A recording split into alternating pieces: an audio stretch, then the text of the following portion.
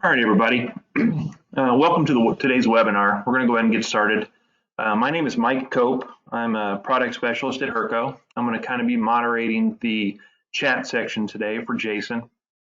If you have any questions, go ahead and type those in the chat area as we go. We're going to have two sections. Jason's going to cover two different things in this webinar.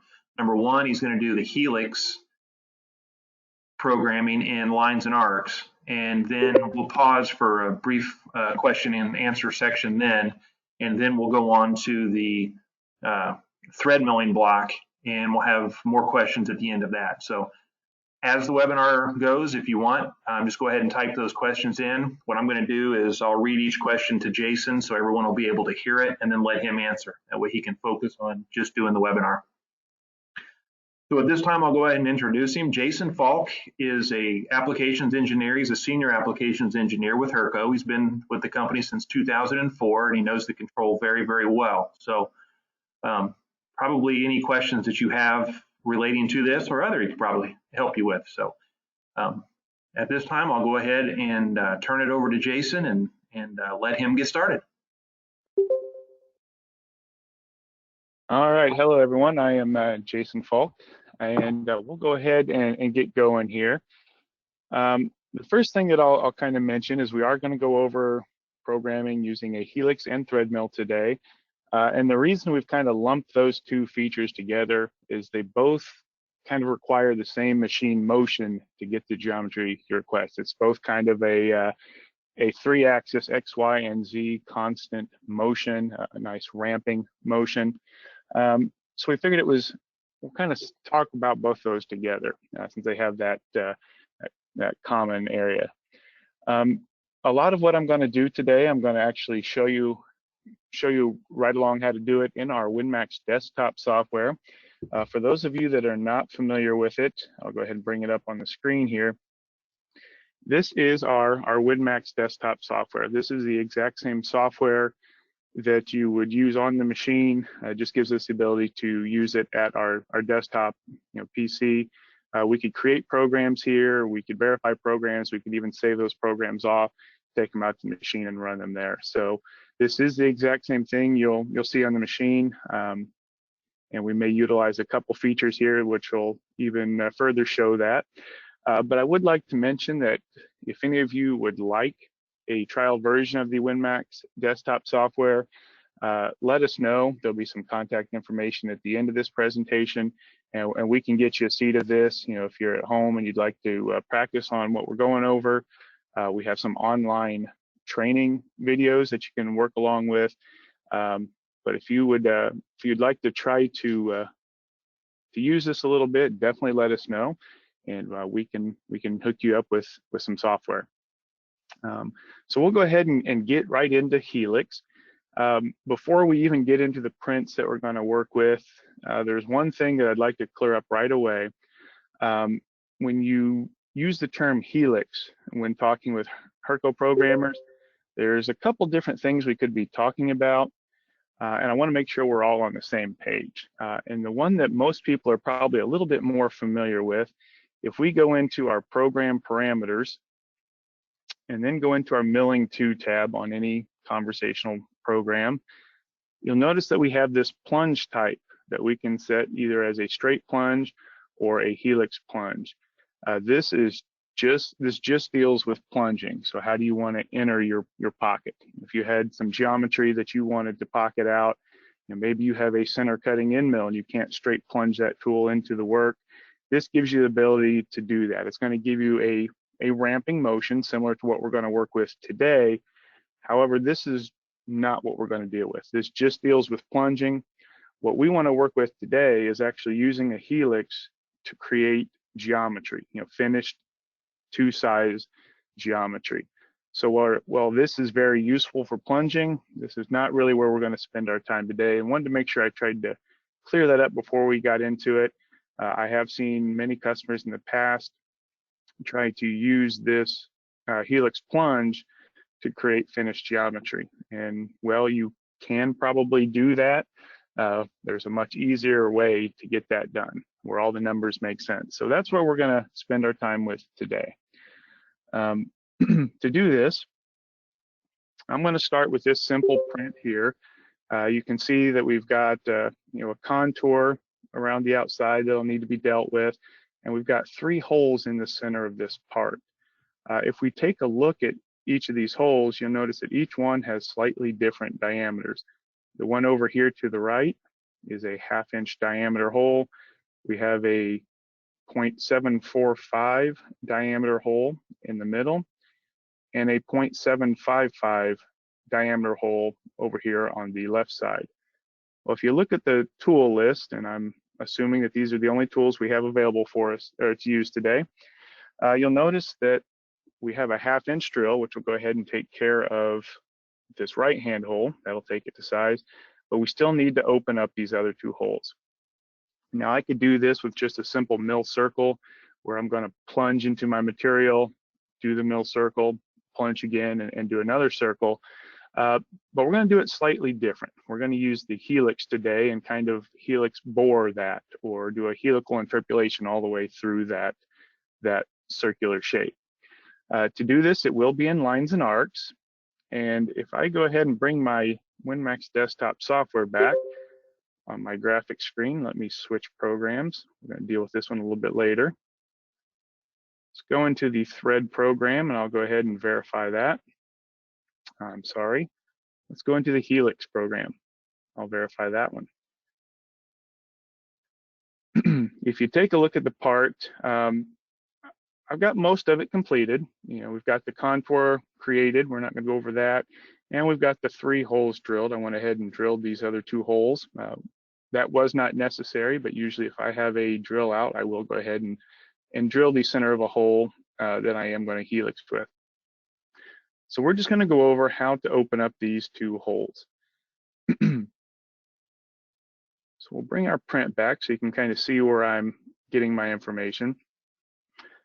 So if I go to the review screen, here's the holes block that we've already created. I'm just going to go to that, go to my next block, and to get to Helix, you're going to go into your milling data blocks and then just lines and arcs. To start with, we're going to treat this like any other contour when you start out to the program. So the first thing it's going to ask for is an XY start point. Just like any other contour, you're going to find a point that lies on this contour. In this case, it's just that circular shape. But we're just going to try to come up with a point where we know the dimensions. I think I'm just going to use this point out here to the right. I know it is a 0.745 diameter. So if I were to divide that by 2, so we'll just take in the 0.745 divided by 2, that'll give me the 0.3725 for my X start point. You will notice the red crosshair in the center represents my part 0. So everything is based off XY 0. So my Y start point will just simply be 0. So nothing outside of the normal from any contour that we've worked with yet. My Z start, the same as always as well. You want to make sure you're a little bit above your part. And this is where things are going to start to vary a little bit from a standard contour. If we think about what we're going to do here, I want to start above my part, and then I want to use a helical motion, a helical interpolation to take this circle to size. So since I want to start above and work my way down, I need to make sure that my Z bottom stays above my part, at least in this segment 0. The mistake that most people make, because we're so used to doing it, is putting the overall Z bottom in this field. If I were to put that in as the overall Z bottom, the negative 400 thousandths or whatever it happens to be on this print, the machine would then plunge to that point and then try to helix this out. However, we're already sitting at the bottom of that hole. So first thing, make sure your Z bottom remains above your material. That's the first hang up people usually see. And while we're here, I'm just going to go ahead and put in what tool I want to use. I am going to do a left cutter comp so that I can climb cut around the inside of this going that direction. And my blend moves, I'm going to turn those off just for now so that we can see the tool path a little bit better for the helix so you can see what's going on. So all I've done so far is I've started out here on this right quadrant point of this contour, and now I'm going to go ahead and program the rest. To do that, we just simply go to our next segment just like any other contour. Rather than going into the line or arc that many of you are used to going into, I'm going to go down a couple more steps here, and you see the helix option. This is what we're going to use to create this geometry. So I'm going to select helix, and just like any other contour, we're going to look at each field and kind of see if we know that information and give it the information that we do know. So the direction, he wants to know, do we want to go clockwise or counterclockwise? Well, I want to go counterclockwise here so that I'm climb cutting around the inside of this circle. So I will set that. Now the next two fields, the X end and the Y end, the biggest tip, trick, hint, or anything I can give you here to help with programming a helix is do not put anything in your X or Y endpoint. You know, for those of you that are familiar with contours, there's a very powerful math assist here, and we're going to let the control do what the control does here so that we don't have to try to make sure that everything ends just exactly at the right point. So just leave these two fields exactly blank, and we'll come back and hit on that again here towards the end.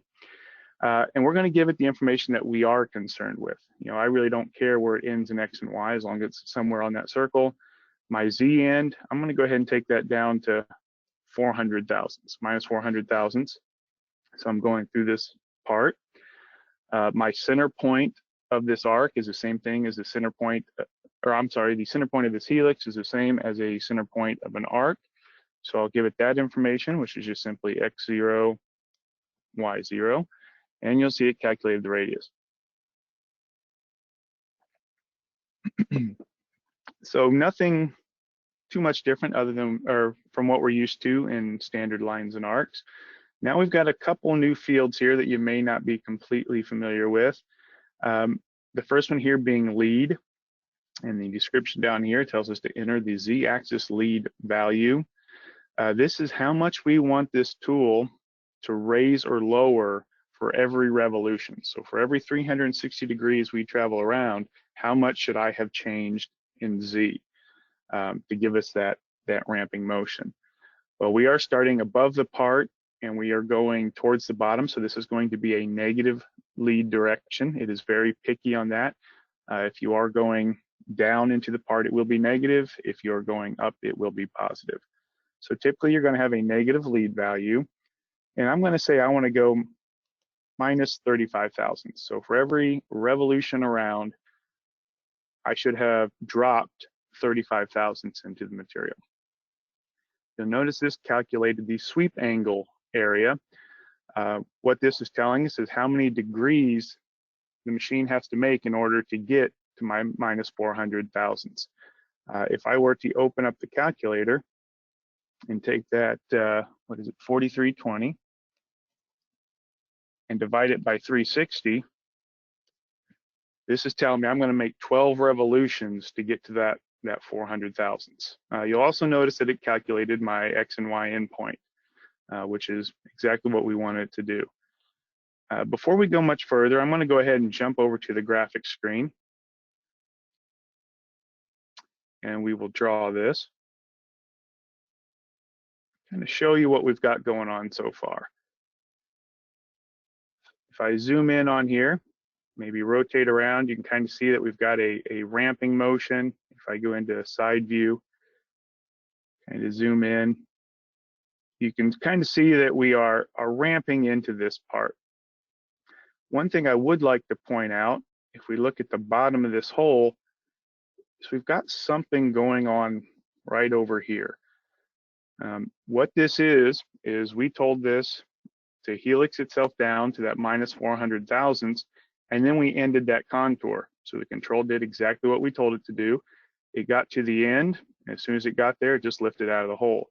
So what we're seeing here is where this tool has not made a complete revolution around at that bottom Z depth. So we have not yet told it to do so. If you're doing a through hole, that's not that big of a deal. Usually I'll just make sure that my Z bottom is far enough below my material that I can make at least one revolution around with whatever my lead is. But if this is a bottoming hole and we need a nice flat surface, we're probably going to want to program an additional segment into this contour. So we'll go do that. So I'm on segment 1. I'm just going to go to next segment, just like we would in any other contour. And I like to do a helix here as well. You know, some guys will use arc, and that's fine, whatever you like to use. I'm just going to use another helix. One thing I will caution you on is make sure your direction is the same as it was before. I will come back and switch this here in a second to show you what happens if it's not, but it can get pretty ugly pretty quickly. So make sure your direction is still going the counterclockwise. We want to make sure our Z end does not change. My center point should not have changed. And my lead now, basically what I want to do is force the control to rotate around this part at least one more time to clean up that bottom. So I don't want Z to change. So I'm going to put 0 in for my lead. And then my sweep angle, I'm at least going to put 360 degrees in. I actually want it to go around a couple different times. So I think what I'm going to do is we'll put 720 degrees in there. I should force it around twice to give us a nice flat surface and kind of act as a spring pass as well. So we'll go ahead and we will draw this.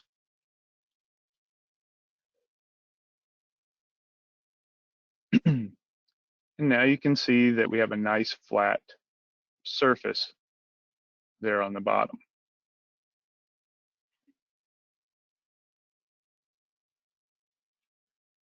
I told you I'd come back and show you what happens if you forget to set your direction here. Say I forget, leave this at clockwise, which is something that I do pretty frequently when programming a helix. I get so wrapped up in these numbers that I kind of forget to check this, and I'll leave it at that. Luckily, we have the verification graphics. When you go to draw this, it should be pretty obvious right away that something is wrong. You know, we are now getting a much larger hole than what we expected. Basically, that is, you know, we helix down one way with a left cutter comp, and then we got to that bottom of that hole, and we told it to now go the opposite direction, still with the left cutter comp, to go around.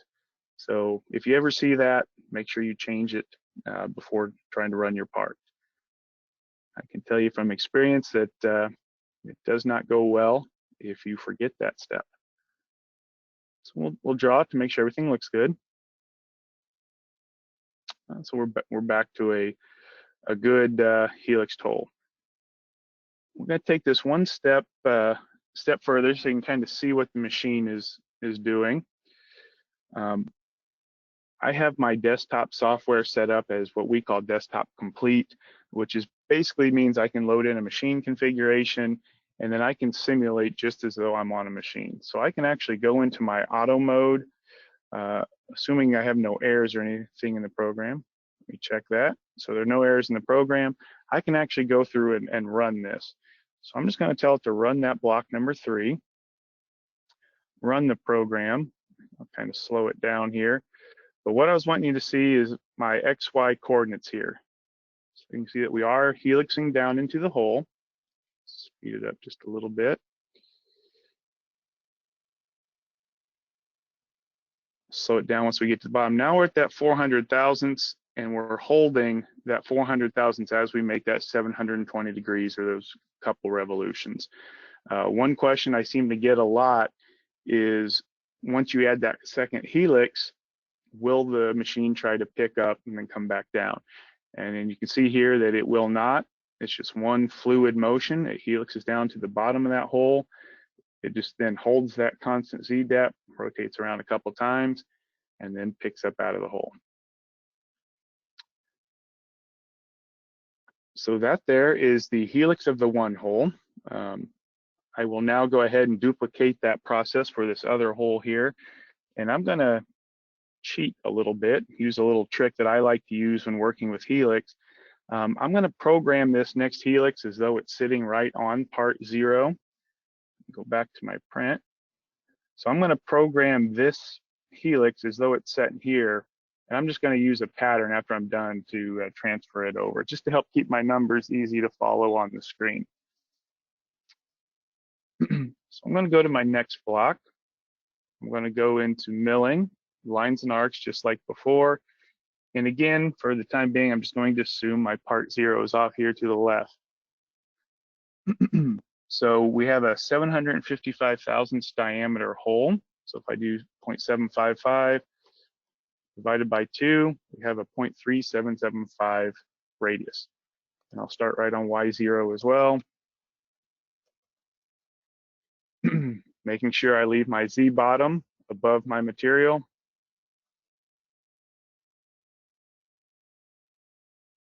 All right, so we should be all good to go. I'm just going to go into my next segment. Again, I'm going to go into Helix, do a counterclockwise direction, end at the -400 thousandths. Still using the XY center point is 0, 0. I'll use the same -35 thou. Go ahead and program another Helix going counterclockwise. Same 400. Make sure I leave my lead at 0 on this second segment, and I'll go 720 degrees. So now if I draw this, I should have 2 helixes on the exact same point, only one of which is correct. So now I'll just go in, usually to my review screen. I will insert a block before this second helix, go into patterns, pattern locations, and I'm just going to shift this over to where it should be on the part. If I pull the print back up, that should be X -3, Y -1.25, and Z will be at 0. They're on the same Z depth. For those of you that are familiar with patterns, once you start a pattern, you have to end a pattern, so we'll go do that. If I look at my review screen, you can see I have started the pattern, I cut the block, and then ended the pattern. So now when I draw this, we now have 2 holes taken out to diameter using the helix method. So that there is how you would use a helix in lines and arcs to create a helical interpolation, or to actually create geometry using the helix. All right, Jason. Take a look at, go ahead, Mike. Well, I was going to say, are you done with this section? We have yeah, the only thing I was going to show is that in the contour, we do have the 2 helixes, just like if these were lines and arcs. So really nothing more than what you're used to, just maybe a slightly different segment. So go ahead, Mike, that's all I've got there. Okay, Dean is asking the question, how would you do this using the DXF file transfer? Okay, with the DXF, there is no, I guess, canned way of using it. You could use it as telling it to create a contour just to get your points, but really all you need when you're starting your helix is just kind of this start point. You know, your X and Y endpoint, and then you're going to fill in the rest, which could not be taken from a DXF. So you could use a DXF to get that quadrant point if you weren't quite sure of the dimensions. And then probably what I would do is, you know, just have it create that data block. It should create an arc. I would just delete all the other segments, and after I have the numbers, and insert a helix. So not a real, you know, there is not a helix section in DXF, so I would kind of just use DXF to get the information and then program it manually. Okay. One other thing, can you explain why you used the pattern locations rather than just programming the helix over at the second location? Yeah, and to be honest, most of that is just my personal preference, my habit, and I kind of questioned whether I should do that or not, but it did add a little bit to the presentation, I think, for those that may not be familiar with it. But the reason I primarily do it, you know, everything's nice and easy on this print as far as my dimensions. You know, they're all nice round numbers. And when I went to go put in that quadrant point for this segment over there, it was a pretty easy calculation. A lot of times that's not the case. You know, if I wanted to start on one of these 2 sides, I'd have to take this -3 inch value and then either add or subtract the radius. So basically I was just eliminating that step, programmed it off of 0, then I can just easily put my radius value in X and 0 and Y, which is pretty common for how I do it. It just helps keep the numbers easier for me. So it's by no means is it necessary. It's just a little, I guess, a little thing that I like to do to help keep things easier on my end. Okay. And the last question we have on this section so far is, can a lead out be used? Yes, I did turn those off so we could kind of see the tool path a little bit better. But let's say I go into, we'll just do the block 3 here. Actually, let's just use this one down here. The one all the way to the left. If I go in there, enable my blend moves, it is now going to look in your program parameters for your blend offset and blend overlap to figure out how to blend off of this. But when I go to draw it, oops. Well, the first thing I got to take care of one issue. It says no space for blend in and out moves. This is just telling me with the tool that I have selected, there's no way for it to offset whatever my value is without hitting the backside of that hole or helix in this case. So I have a couple options. I can use a smaller tool, or I can just come into my blend offset and overlap and back those down a little bit. Without looking at the numbers and doing the math here, I think this will take care of that. Yeah. So now if I look, it might be a little hard with that small of a lead in and lead out. And try to smooth this out. I have my resolution down just a little bit to keep it smoother. So let me change one option here and redraw this. If you look down here on the tool path, you can now see that we've got, let me zoom in a little more, these two areas here. This is your lead in and lead out now. They're not quite as seen as normal because they are smaller, but we are leading in and leading out. So they can be used to transition on and off of your helix. And a lot of times I will leave them on. That way I'm not, once I get to the bottom of my helix, I'm not dragging my tool up that finished wall. But that was a good question there. Okay, well, that seems to be all the questions in the chat section right now.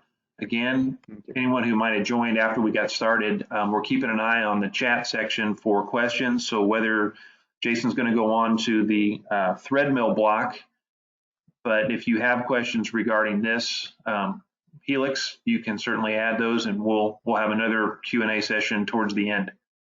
So I guess, Jason, without any other questions, carry on. All right, we will jump into thread milling now. Go ahead and switch programs before I forget to do that. And then we'll come back to all that there. So thread milling, for those of you that may not be able or may not be familiar with it, is just simply creating a thread without using a tap. You're going to put a specific thread mill tool in, and you're going to use that to generate the thread in your part. Now, when you start thread milling, the first thing that you're going to have to do is have a thread mill. And you're going to have to set that up in your tool setup according to what you have. And when you go to set up a thread mill, you're going to notice it's going to ask for two different types. We have a thread mill single cutter or a thread mill multi-cutter. And these are two images of what shows up in our tool setup advanced tool settings when you choose these two tools. And I thought it may be helpful if I gave a more realistic image of what they are. So the one on the left is your thread mill single cutter, and the one on the right is your multi-cutter. The single cutter, you'll notice it's just going to have one or two inserts in it, and it can be used for many different thread pitches. You'll define that in your thread mill data block, and that tool can be used to cut multiple pitches. We then have over on the right side your thread mill multi-cutter, and this is a thread mill where the thread pitch will be cut in either an insert, as you see in this larger thread mill here, or the pitch will be ground right into the thread mill itself. But this thread mill can only cut this pitch of thread. So there's advantages and disadvantages to both. The single cut thread mill, or the single cutter thread mill, since it only has one insert, can be used from a lot of different pitches. However, when you're using that tool, it is going to have to go the entire length of the thread to cut that entire thread. Whereas the thread multi-cutter, it's a little bit limited because you do have to have a separate cutter or separate insert for each pitch that you intend to cut. So it's a little bit more limited than that, but it is going to cut faster because you have more length of cut here. We're going to talk about how the control will utilize that a little bit. It's actually very important in your tool setup page. You'll notice that when you choose Threadmill multi-cutter, it's going to ask you for length of cut right on that main page. You want to make sure you set that up pretty accurately. The advantage with a multi-cutter is once one edge of that thread mill makes its way out of the hole, it can then transition off of that thread and then wrap it out. So you don't have to chase the entire length of that thread. And we'll show you in our graphics both ways here. So in my tool setup, I set up both so we can kind of see how they differ. I have a thread mill single cutter, just gave it a 3/4 inch diameter. Once we get into the print here, you're going to see that we're cutting a rather large thread. So we have a little bit larger thread mill. And then we just set it up with speeds and feeds like you would any other tool. I also set up a tool 101, which is my thread mill multi-cutter. Again, roughly the same size cutter, same speed, or roughly the same speeds and feeds. The difference is that length of cut here, which is going to make a big difference on how this thread is actually cut when you go to cut it.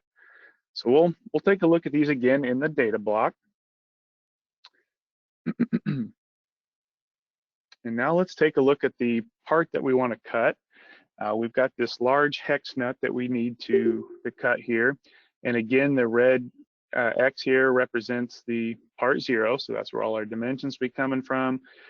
You can see it's a rather large nut. That's 3 inches across these two flats. And we have a 2-inch, 4.5 threaded hole in the center of this. So we've got a pretty coarse thread. And you'll see we have the thread minor diameter here, which will come into play in just a second. So if I take a look at what we've created so far, is I went ahead and programmed the outside of this nut using the mill polygon. And for any of you that may not be familiar with that, make sure to let us know afterwards and we can explain that a little bit. And then I just drilled a hole, just kind of in preparation of knowing I was going to do an ID thread here. If you look in my tool data, I used an 1.5 inch drill. Just happened to be a drill that I had set up. So basically we have the outside of the nut cut and a hole that we still need to take the size. So if we look back at the print,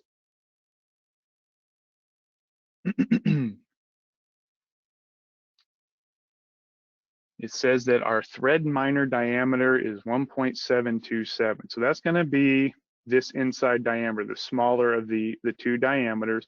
So I need to make sure I go get that in this part before I go trying to shove a thread mill down into this, since we are cutting an ID thread. So to do this, I have a few options. I could use the mill circle. I could also use Helix that we just went over. So I think I'll do that just to kind of reiterate the Helix. So I'll just go to my next block, lines and arcs, Helix, and lines and arcs. My X start will be the 1.727 divided by 2. Will give me my X start, and Y start will be 0. And we'll start a little bit above my part. We'll use this tool number 3, which is 3/4 inch end mill, and I'm just going to do a left cutter comp. Go ahead and program the Helix again, counterclockwise. We are going 1 inch deep on this, so I'm going to make sure I go a little bit further. We'll just do inch and 1/8 to make sure we have plenty of room down there. I'm going to do a little bit bigger lead here, and we'll do a final helix just to make sure I clean everything up. Again, with the second helix, making sure that your Z end of the second segment matches the Z end of your first segment is pretty critical, which will give you that nice flat bottom. And we'll do another 720 degrees. So I should, here we go. So now we've got a hole that's been taken to size. Now we can go in and put a thread in here. So to do that, I'm going to go to my next block. It's still under milling. It's still a milling operation. You do have to hit more to get to your more options here, or your more soft keys, data blocks. And we're just simply going to choose thread. And this brings up the mill thread data block. Now, for those of you that may be newer to the newer versions of WinMax, you may notice that we're starting to use this tabbed layout. This allows us to put more information on the screen, but keep it a little easier for the operator to visually see what's going on. So this first tab here, we have the thread tab, and this is where we're going to define the thread that we want to cut. So the radius of this thing, I remember it was a 2-inch something, so I'm going to put in a 1-inch radius. And I need to go look back at that print. Try to leave that up here. So we have a 2-inch, 4.5. So the threads per inch, it wants to know how many threads we have per inch, which is 4.5, which gives us a pitch of 0.222, which is, you know, a pretty coarse thread. We got a real kind of a big thread here. But basically, we're just defining the thread that we want to cut. You know, this is a rather large thread, and some of you probably aren't used to seeing numbers like this when dealing with threads. Just to keep it simple, let's say we were going to do a 1/2 13. We'll switch this back here in just a second. But if we were doing a 1/2 13 thread, my radius would be 1/4 inch, and then my threads per inch would be 13 threads per inch, and then it would calculate the pitch for me. So you just give it the radius of your thread, the threads per inch, which down at the bottom will give you tell you it is looking for threads per inch, and it will calculate the pitch for you. For those of you that may work in metric more than inch, if I switch over to metric, let's say that I wanted to cut an M12 by 1.75. That would be if you're doing an M12, the radius would be 6 millimeter, and your pitch, if you want 1.75, just type in 1.75. So you literally just define the thread that you want to cut in this thread section. I'm going to switch this back to inch and now make it to match the print we're working on. The pretty coarse thread here. So we define the thread over there in the left section as far as the dimensions. Now over here for the orientation, this is where it wants to know, is this an ID or an OD thread? Is it inside or outside? We are cutting an inside thread, so we're going to leave that set to inside. And then we have a couple options down here.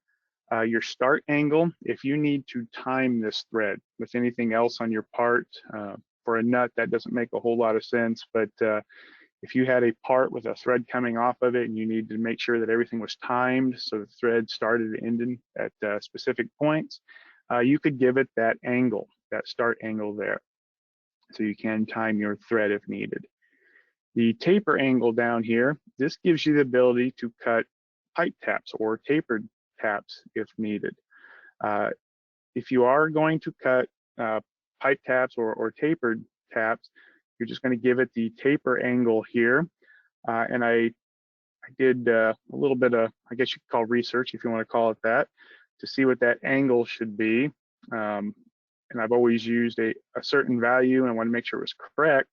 So I went to the machinery's handbook, looked it up, and it will tell you what the taper angle should be for a pipe tap. And and it gave it to me in degrees, minutes, and seconds. Actually, this one here was just degrees and minutes. So I had to convert that to the decimal equivalent. So the 47, or I'm sorry, 1 degree, 47 minutes calculates out to 1.783 degrees. We are looking for the decimal equivalent here. So for what it's worth, look that up. That's the number we're going to use. I have seen it online with slightly more more information there, a little bit more precise, but this is what we'll use here since we found it in the handbook. Go back to our print, or our program, I'm sorry. So if I wanted to put that in, it was 1.783, but we have the option here of making this a positive or a negative angle. I happen to know that this is a negative 1.783 for the taper angle. If you didn't know that, you do have a couple of options. One, and probably the most easiest, is let's exaggerate this number a little bit, and then let's draw it. So let's say, let's make it a positive 10 degrees to start with, and go ahead and hit the draw button. Getting an error message, I got to give it a tool. Sorry about that. So we put a tool in there, everything else. Yeah, we'll come back and talk about this, but I want to make sure it doesn't give me any more issues here. So I've kind of exaggerated this a little bit. It should allow me to draw now. And if I look at my side view here, it may be a little hard to see on your screens, but we're actually tapering out in the wrong direction there with that being a positive value. You should be able to see that we're kind of angling into the part there a little bit. So if I were to go in and make this a negative 10 degrees, now you can see it's tapering inward, which is what we want. That's one option, and typically my go-to because I can see very quickly on what it's doing.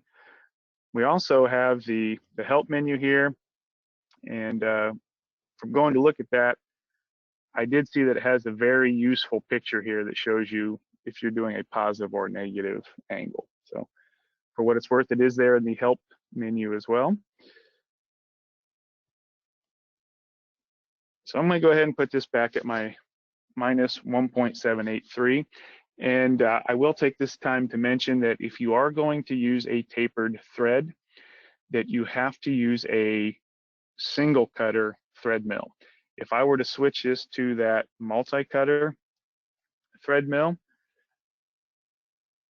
you'll notice that that taper angle goes away. It assumes that if you have a multi-tooth or multi-cutter thread mill, that angle will already be in your thread mill. So if you do want to use the tapered or cut a pipe tap, you have to use the single cut thread mill, and that'll bring it back. So for now, I'm going to set this back to 0 since we're not cutting a tapered thread, and everything should match for the thread we're doing. I'm now going to go into my location tab. We'll just simply give it the center point. We're now defining where this thread is taking place. And then we'll come over to the right to define where this thread starts and stops. Your Z plunge start is very similar to your Z start in every other data block. They just kind of label it different to kind of force a little bit of attention here. So this really has nothing to do with your thread. And then we have your thread top and thread bottom. This is where you define the length of your thread. And I'll usually cheat these a little bit. So if I know I want a full thread to the top and the bottom, you know, I'll take my top up a little bit higher than my material, and I'll start my thread bottom a little bit lower. But this is where you put in the start and end of your threads. So if I were to cheat it a little bit here, you know, maybe we have a thread top of 50 thou above and a thread bottom of 1 inch. If I were going strictly off of the print, you know, no cheating it at all, I would just give it a Z start of 0 and a thread bottom, or I'm sorry, a thread top of 0 and a thread bottom of -1. So just making sure I get a full thread there. And then we have your direction of cut. You'll notice that we have 4 options in the soft keys. You can go counterclockwise, up, down, clockwise up and down. So basically we have every option here to get a right or left hand thread with going up or down. I want a right hand thread here, and I'm going to start at the bottom of my thread and work my way up. So I know I'm going to be going up, and to get that right hand thread, I'm going to go counterclockwise up. Reason for going up is I'm here a little bit later going to switch into that multi-cutter thread, and I want to show you the advantages of doing that. And also, as I'm cutting these chips, I'm assuming that they're falling down and going to be out of my way. So I'm going to choose counterclockwise up, and we will be climb cutting as another benefit if we're going counterclockwise up as well. So we've got that set. I go to the process tab, and we've got 3 questions here. The first one, enable cutter comp, yes or no. We've been giving it all print dimensions here, so yes, we want to enable cutter comp. If you were going through accounting for the radius of your tool and all these, you would just set that to no, but majority of the time this will be set to yes. Your blend type. This here is usually kind of glanced over, but it does warrant a little bit of conversation. You'll notice that we've got 4 options here, 2 of which are kind of like a 3D ramp where you're going to use X, Y, and Z, and 2 of them are just a 2D ramp. We've got the use blend helix and use blend ramps, which will both be a 3-axis type of transition. And then the blend arc and blend lines will just be a 2D transition. Now, one thing you need to watch for is we told this in the location that we wanted to go counterclockwise up, meaning I'm starting at the bottom of this hole. Well, since I'm starting at the bottom of the hole, if I choose helix, which is telling it to do that, XYZ ramp motion, it actually has to shift my thread up a little bit to be able to do that helical transition. So typically, if I'm starting at the bottom of the hole, I'll just do the standard arc or use blend arcs in the soft keys. If you leave it set to helix, I believe it's about 1/4 of your thread, it'll lift up. So it'll do like 1 quadrant move as it transitions into that thread. But it will lift it up, which may affect you getting a full thread. So that I don't have to worry about it, I always use the 2D options anyway. So I'm just going to use a blend arc. And since we are doing an ID thread, it wants to know, do we want to start at the center of the hole? Yes or no? I don't have anything sticking up in the center of this, so I will leave this set to yes and transition that way. If I were to set it no, it would then look at your program parameters, your blend offset and overlap to determine how to transition on and off of this thread. So we went through the 3 tabs. We've completely defined the thread and how we want it to cut. Now we need to come down and deal with this section here where you're going to give it the tool. And then we got another option down here, which is pretty nice as well. So I'm going to leave it at the single cutter for now, and we'll switch that in a minute. But if you look in the lower right-hand corner, we now have a radial peck count where your peck depth is usually sitting. So what this wants to know is how many passes do you want to take when cutting this thread? And then your radial peck depth will be how much you want each one of those passes to take. So if I pull up my calculator, we have a 2-inch diameter, and we have a 1.727 minor diameter. So if I subtract 727 and then divide that by 2, so we're dealing with each side here, we're going to be taking off about 136 thousandths off of each side here.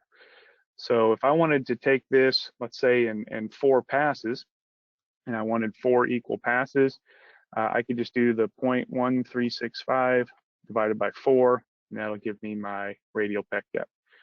So this is basically saying we're going to take 4 passes at it, and each pass is going to be taken off this much material. So with that, we should have a thread. Again, we are using the single cutter thread mill.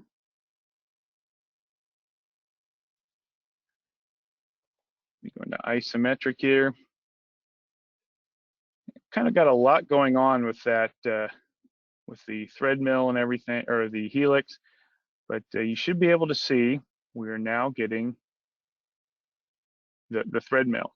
If we look at the top, I told it I wanted to take 4 different passes, so you can kind of see those 4 different passes on the screen. They're all starting at the center point and transitioning out to the outside.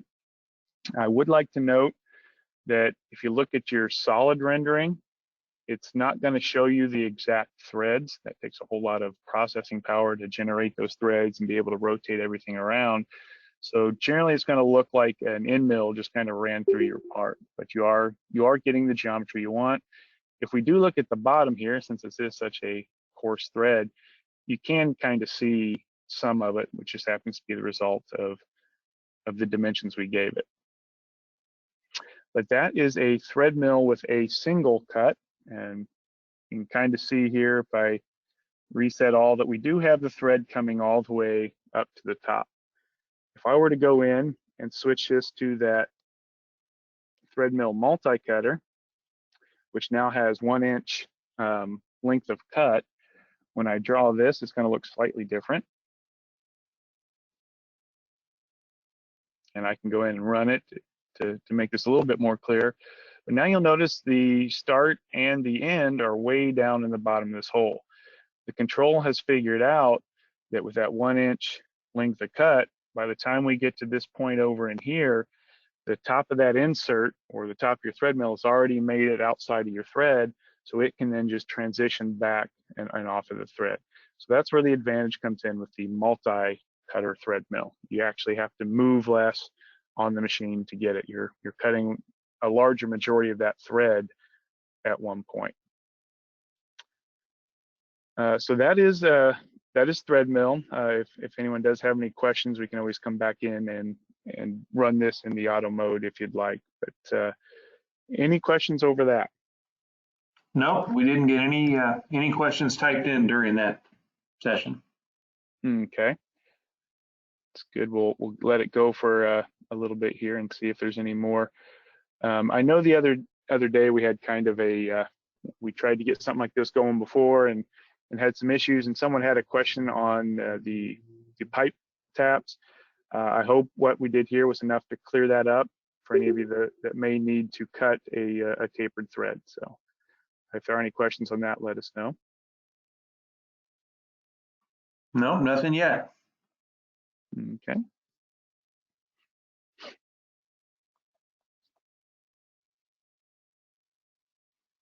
Hey, Jason, is there anything else you were going to cover, or does that kind of wrap us up for the session? As far as Threadmill, I think that's all I've got here. If there's no other questions, so. Wait, we do have one. Okay. Dean is asking, what about if the fit needs to be adjusted? Okay. So if the fit needs to be, go ahead. Go ahead. Well, to adjust that, you can do it just like any other data block. You can either adjust your radius in the thread data block, or you can go into your tool setup and adjust either your diameter or the diameter wear. So as far as adjusting, it's going to work just like any other data block that we have on the control. Okay. And the last question here is, on a tapered thread, will it start or end at the major diameter? I believe, depending on which way you program it for angle, let's go take a look here. Actually, let me get back in the Threadmill data block.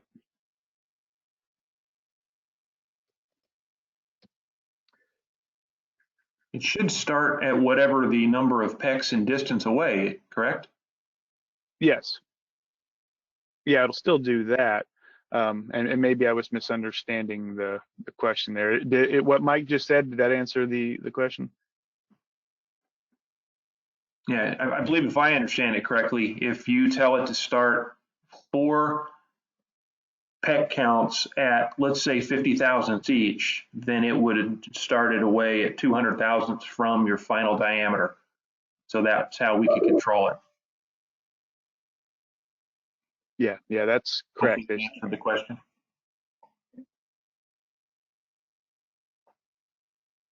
Yeah, we'll assume that did it. If not, we can go a little further.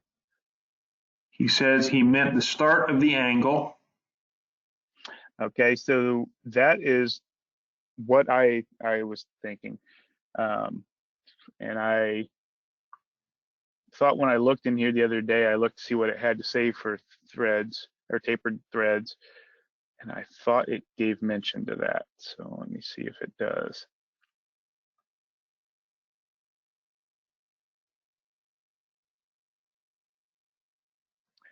It does not. So it would be the major, because we put in the angle, the negative angle we're tapering in. So we're giving it that top dimension.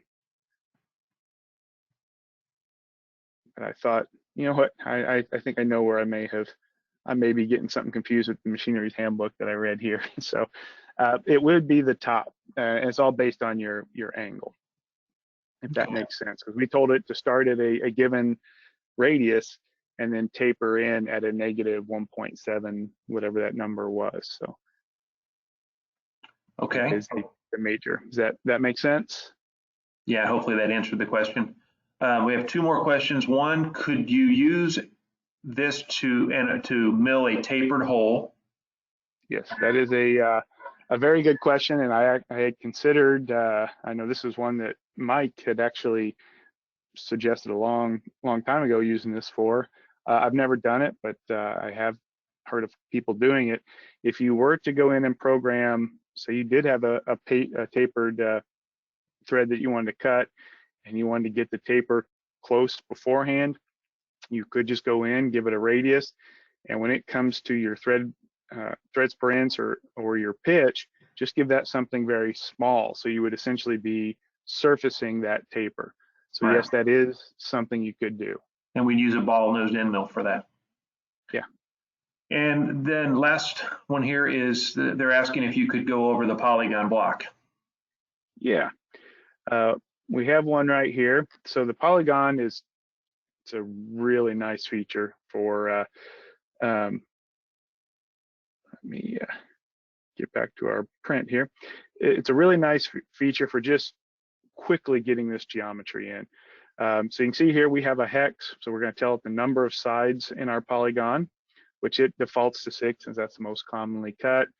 You're going to give it the center point of your polygon, and then we have this sizing method. Basically, it's going to give you 3 options for how do you want to size your polygon. We've got the outer diameter, the inner diameter, or side length. So if you were given a dimension like we have here, where we're going across the flats, you're going to give it the inner diameter, because basically if you picture a circle going through here, that would be the inner diameter, which is what I gave it here. Inner diameter, I gave it my 3-inch diameter. If you were given a dimension that was going across the points on this polygon, you would then give it the outer diameter and give it that dimension. Or if your print just happened to have a dimension of a single side length, you could choose side length and give it that to size the rest of your polygon. Then you just give it the size and your orientation angle. If you leave it at 0, one of your flats is always going to be down towards the bottom. Then you have your Z start, Z bottom, like any other data block.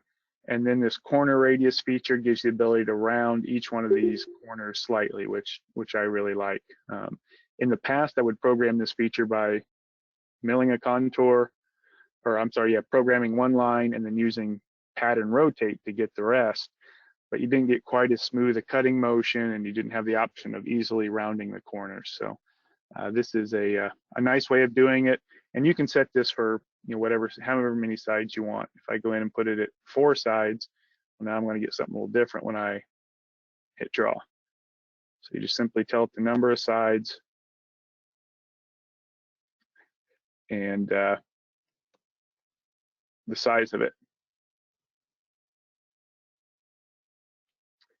So hopefully that clears up the polygon data block. For those of you that haven't seen it, once you get into it, you know, if you just kind of look at the questions and the what it's asking you down below, it makes a lot of sense and a very easy way to program this type of geometry.